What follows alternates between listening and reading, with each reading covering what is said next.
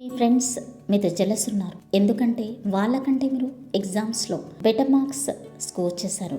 కానీ ఎలా? It's very simple and easy. Exams 30 days ముందు అంటే 1 month ముందు ఈ రూల్ ఆఫ్ మెథడ్ ఫాలో అయ్యారు. మీరు మీ 1 dayని అంటే 24 hours స్టడీ బ్లాక్స్లో డివైడ్ చేశారు. ఎవ్రీడే 2 subjects చదివారు.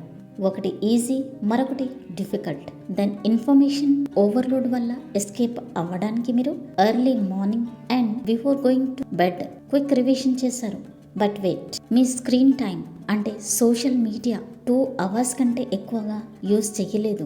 అండ్ మీ ఫ్రెండ్స్ కంటిన్యూస్లీ సోషల్ మీడియాకి అడిక్ట్ అయిపోయారు. దెన్ ఇలాంటప్పుడే మీరు గమనించి డబుల్ స్పీడ్తో మీ టార్గెట్స్ని అచీవ్ చేయండి. మీరేమంటారు? మరి మీరు స్మార్టే కదా.